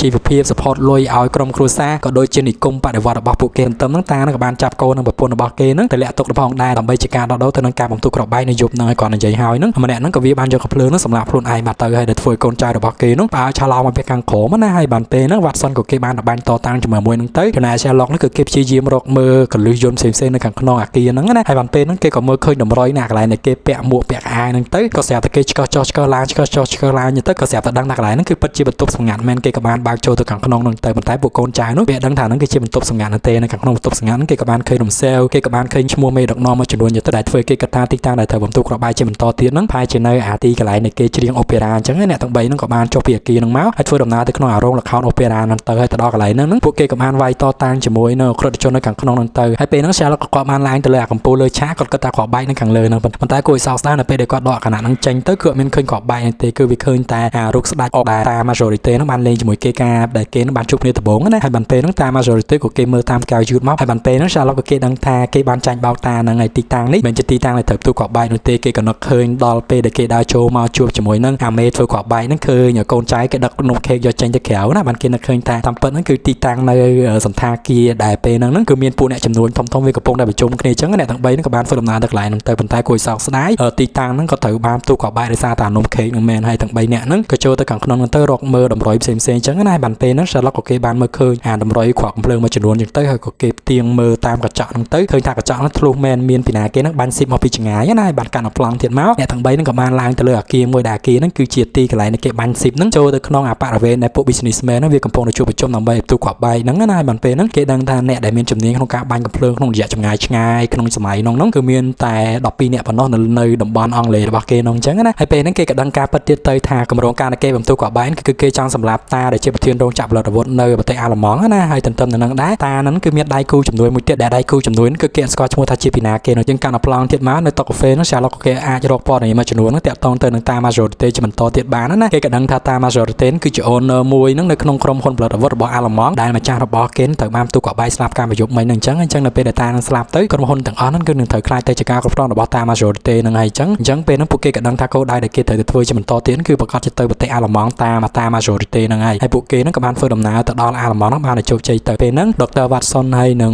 Sherlock គឺគេចូលទៅខាងក្នុងអារោងចក្រផលិតអាវុធហ្នឹងណាហើយគេឲ្យ Remy នៅបិទគូខាងក្រៅទៅចាំជួយសង្គ្រោះគេបើសិនជាមានបញ្ហាអីហើយគណៈពេលដែលគេចូលទៅដល់ខាងក្នុងហ្នឹង Sherlock ក៏គេបានប្រាប់ Watson ផ្ញើសំបុត្រតាម Telegram ទៅឲ្យបងប្រុសរបស់គេនៅទីក្រុង London ណាហើយនៅពេលដែល Watson គេបានចូលទៅផ្ញើហ្នឹង Sherlock ក៏គេបានរកមធ្យោបាយហ្នឹងឲ្យចូលទៅខាងក្នុងរោងចក្រអាវុធហ្នឹងទៅហើយបានពេលហ្នឹងគេរកឃើញអាវុធគ្រប់យ៉ាងតែម្ដងនិយាយទៅលក្ខណៈដូចជាអាវុធនុយក្លេអ៊ែរការចំណងហ្នឹងអញ្ចឹងណាព្រោះរឿងហ្នឹងវាកើតឡើងនៅក្នុងឆ្នាំ1891ហើយអ្នកនៅពីក្រោយសាច់រឿងហ្នឹងគឺតា Majority នឹងឯងអញ្ចឹងគាត់ព្យាយាមបង្កើតចលាចលនៅតំបន់អឺរ៉ុបហ្នឹងទៅដើម្បីឲ្យពួកប្រទេសនៅតំបន់អឺរ៉ុបទាំងអស់ហ្នឹងវាឆ្លោះគ្នាហើយកាលណានៅពេលដែលពួកគេឆ្លោះគ្នាហ្នឹងពួកគេនឹងទិញអាវុធហើយអញ្ចឹងបើសិនជាពួកគេទិញអាវុធអញ្ចឹងគឺត្រូវទិញអាវុធពីក្រុមហ៊ុនរបស់គាត់ព្រោះក្រុមហ៊ុនរបស់គាត់គឺជា supplier ធំមួយហ្នឹងនៅតំបន់អឺរ៉ុបហ្នឹងអញ្ចឹងអាហ្នឹងឯងគឺជាគោលបំណងរបស់តា Majority ហ្នឹងហើយពេលហ្នឹង Sherlock គេក៏បានរកឃើញអាតម្រុយទាំងអស់ហ្នឹងទៅឃើញច្បាស់លាស់តែម្ដងឃើញអាវុធយ៉ាងច្រើនតែម្ដងតែសំណាងអាក្រក់ហ្នឹងគេក៏បានជួបជាមួយនឹងអាភ្នាក់ងារសម្ងាត់របស់តា Majority ដ៏ខ្លាំងក្លាម្នាក់ហ្នឹងណាហើយពេលហ្នឹង Sherlock ក៏ត្រូវបានគេចាប់ទៅជួបជាមួយនឹងតា Majority ហ្នឹងទៅតាហ្នឹងក៏សួរទៅថាតា Sherlock ហ្នឹងឲ្យ Watson ហ្នឹងផ្ញើ Telegram ទៅឲ្យនរណាគេណាប៉ុន្តែដំបូង Sherlock គឺគេអត់ព្យាយាមមកប្រាប់ទេរហូតដល់ចុងក្រោយហ្នឹងក៏ស្រាប់តាហ្នឹងចាប់ឲ្យ Sherlock ជួ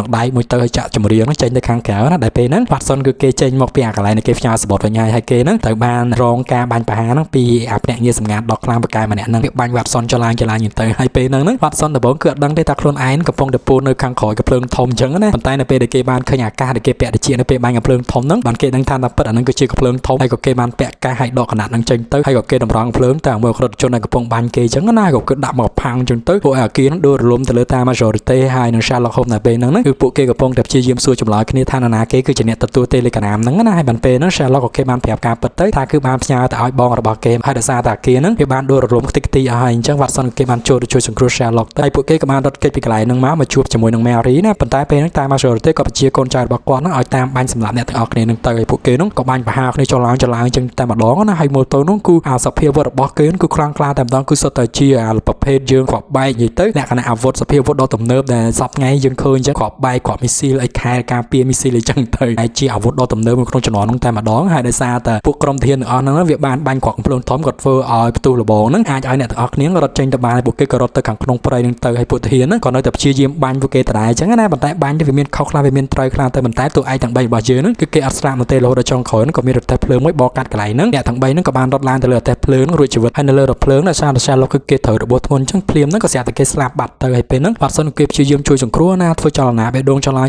ក៏នៅតែអត់អាចជួយសង្គ្រោះ Sherlock បាននៅទេរហូតដល់ចុងក្រោយក៏ស្រាប់តែគេនៅឃើញដល់អាវត្ថុសម្ងាត់របស់ Sherlock មួយហ្នឹងដែលហ្នឹងវាអាចជួយសង្គ្រោះមនុស្សស្លាប់ហ្នឹងឲ្យមករស់ឡើងវិញអញ្ចឹងណាគេក៏បានយកអាមជុលហ្នឹងចាក់ទៅលើបេះដូងរបស់ Sherlock ទៅក៏ស្រាប់តែ Sherlock គេភ្ញាក់កន្ត្រាក់មករស់ឡើងវិញតែម្ដងទៅឡើយហ្នឹងមើលទៅហ្នឹងហើយវិញក៏ឆ្ងល់ដែរថាវាគឺជាមជុលអីណាប៉ុន្តែព្យាយាម research មើលទៅគឺអត់ឃើញទេព្រោះវាតាក់ទងទៅនឹងហេតុផលវិទ្យាសាស្ត្រផងគីមីផងហើយបានចង្កាត់នឹងប្លង់ទៀតមកអ្នកទាំង3ក៏គេធ្វើដំណើរជួបជាមួយនឹងបងប្រុសរបស់គេទៅពួកបងប្រុសរបស់គេនឹងទៅជួបប្រជុំជាមួយនឹងមេដឹកនាំប្រទេសនៅតំបន់អឺរ៉ុបហ្នឹងនៅប្រទេសស្វីសនៅលើភ្នំតកកមួយណាដែលជំនួបប្រជុំគឺគេហៅថា PSAP មានដើម្បីយើងពិភាក្សាទៅរកកិច្ចការសន្តិភាពនៅក្នុងតំបន់របស់ពួកគេហ្នឹងហើយកិច្ចការចុងក្រោយរបស់តាម៉ាសូរ៉ូតេនគឺគាត់ចង់ទៅសម្រាប់ពួកមេដឹកនាំរបស់តំបន់អឺរ៉ុបហ្នឹងនៅកន្លែងហ្នឹងឯងដើម្បីបង្កឲ្យពួកគេហ្នឹងឆ្លោះគ្នាកាប់ចាក់គ្នាទៅទិញអាវុធគាត់ហ្នឹងទៅហើយគាត់នឹងក្លាយទៅជាអ្នកមានការប្លង់ទីមកហ្នឹងកម្មវិធីហ្នឹងក៏គេបានប្រព្រឹត្តទៅហើយអ្នកទាំងអស់គ្នាហ្នឹងក៏បានចូលទៅខាងក្នុងកម្មវិធីហ្នឹងហើយពេលហ្នឹង Sherlock ជាមួយនឹង Remy គេក៏រំស្រួលមួយដើម្បីស្ទាបស្ទង់មើលសភាពការតើវានឹងប្រព្រឹត្តទៅយ៉ាងណាទៀតអញ្ចឹងណាហើយដោយសារតែគេរំចុះរំឡើងទៅគេសម្គាល់ឃើញថាមានមនុស្សប្រុស4នាក់ហ្នឹងគឺរៀងចម្លែកជាងគេជាងឯងអ្នកទាំង4ហ្នឹងគឺមានស្លាកស្នាមនៅខាងលើកញ្ចឹងកដូចជាគេវះកាត់អញ្ចឹងណាហើយបានពេលហ្នឹងក៏គេទៅហៅ Watson មករំជំនួស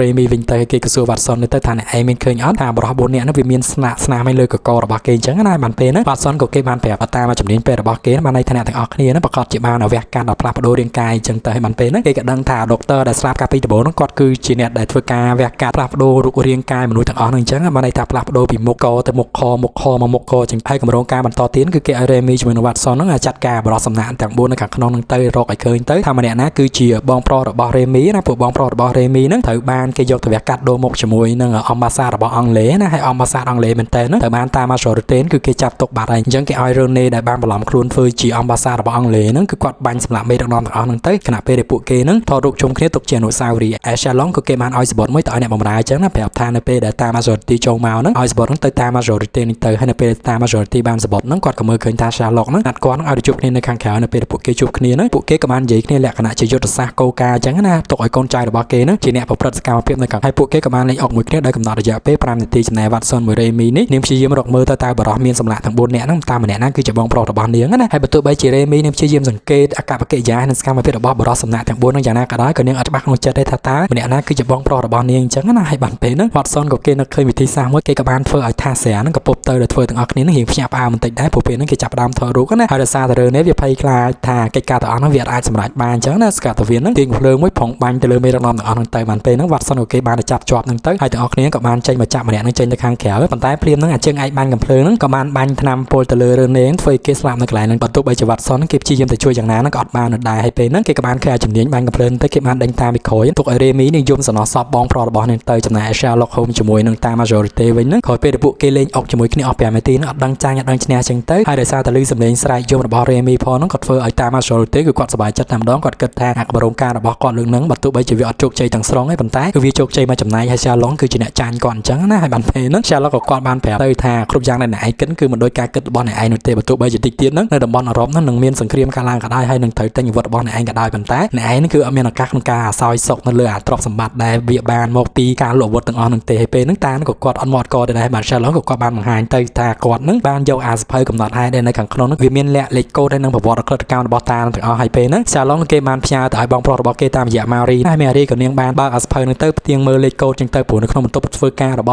់តា Majority ហ្នឹងការវិវៈមុនយើងមិនបានឃើញឲ្យមានផ្ទាំងក្តារខៀវមួយដែលគាត់សរសេរពីលេខកូដផ្សេងៗចឹងណាហើយដោយសារតែ Sherlock របស់យើងគឺគាត់ជាញៀខ្លាំងទេគឺគាត់អាចដឹងចឹងទៅហើយលេខកូដហ្នឹងគឺមានទុកនៅខាងក្នុងសភៅការចល័យធ្វើការរបស់គាត់ហើយពេលហ្នឹងប៉ូលីស Lista ដែលយើងបានឃើញការវិវៈមួយហ្នឹងជាមួយនឹង Mary គេក៏ធ្វើការស៊ើបមើលចឹងទៅក៏ឃើញការពិតទាំងអស់ហ្នឹងមែនក៏សម្បត្តិរបស់តាហ្នឹងទាំងអស់ត្រូវបានគេបរិច្ចាគទៅឲ្យពួកក្រុមសប្បុរសធម៌ហ្នឹងដែលវាធ្វើការតាក់ទងទៅនឹងការបង្ការមិនឲ្យមានសង្គ្រាមនៅក្នុងតំបន់អឺរ៉ុបហ្នឹងចឹងណាទៅពេលហើយធ្វើឲ្យតាគឺគាត់ខំយ៉ាងខ្លាំងតែម្ដងហើយមូលហេតុដែលអាចឲ្យ Sherlock ហ្នឹងគេអាចលួចយកអាសភៅកំណត់ហេតុហ្នឹងបានគឺនៅពេលដែល Sherlock ហ្នឹងគឺគេបានប្រាប់ទៅតាម Majority ហ្នឹងគឺនៅពេលដែលអាគារធំហ្នឹងរលំលើពួកគេទាំងពីរហ្នឹងអាចហើយហ្នឹងហើយគឺជាផុសតាដែលគេអាចចាប់តាម Majority ហ្នឹងបានហើយមុននឹងពួកគេបែកគ្នាហ្នឹង Sherlock ក៏បានសុំឲ្យតាម Majority ហ្នឹងឲ្យជួយអត់ខ្ជាយគេអញ្ចឹងទៅណាហើយពេលហ្នឹងតាហ្នឹងក៏ព្រម មអុចទាំងទៅតល់ចឹងទៅហើយនៅក្រាក់ពេលដែលពួកគេអុចខ្សៀគ្នាហ្នឹងម្នាក់ៗគឺព្យាយាមសម័យអំពីអាក្បាច់គុណដែលពួកគេត្រូវប្រយុទ្ធជាបន្តទៀតចឹងណា Sherlock ក៏គេគិតពីក្បាច់គុណដែលគេហ្នឹងតតាំងជាមួយនឹងតា majority ទៅហើយតា majority ហ្នឹងក៏គាត់គិតមើលឃើញដែរថាគាត់ហ្នឹងអាចវាយឈ្នះ Sherlock ហើយនឹងច្រាន Sherlock ហ្នឹងធ្លាក់ទៅខាងក្នុងជ្រោះណាដល់ Sherlock ក៏គាត់គិតមើលឃើញថាដោយសារតែខ្លួនឯងហ្នឹង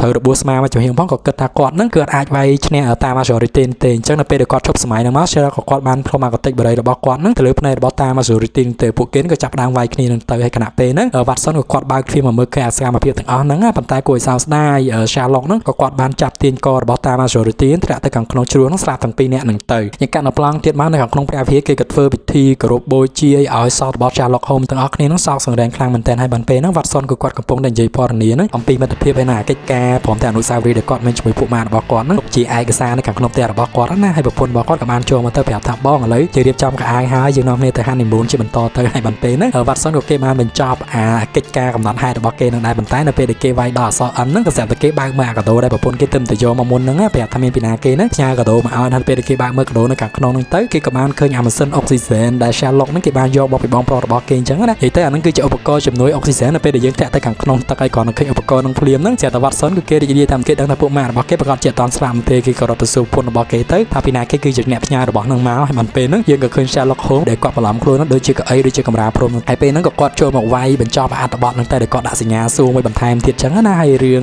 Sherlock Holmes វគ្គទី2ហ្នឹងក៏ចប់ដោយសង្ខេបតែប៉ុណ្្នឹងទៅហើយអាសញ្ញាសួរហ្នឹងជាសញ្ញាប្រាប់យើងថាសាច់រឿងហ្នឹងនៅត្រូវបន្តទៅវគ្គ3ទៀតណាព្រោះវគ្គ3នេះគេនឹងចាក់បញ្ចាំងនៅកំឡុងចុងឆ្នាំ2021នេះហើយដូច្នេះយើងចង់ដឹងថាសាច់រឿងនៅវគ្គ3នេះនឹងបន្តទៅយ៉ាងណាទៀតនោះតើតាម majority គាត់អាចមានឱកាសរស់ដូចជា Sherlock Holmes ដែរឬក៏អត់នោះដូច្នេះមានតែយើងរងចាំតាមដានទស្សនាទាំងអស់គ្នាជាចុងក្រោយកុំភ្លេចចុច Subscribe និងដាក់រូបកណ្ដឹងឲ្យប៉ដោយមិនសម្រាប់រឿង Studio ឬរងចាំតាមដានទស្សនាវីដេអូថ្មីៗជាបន្តទៀតជម្រាបលាបាយបាយ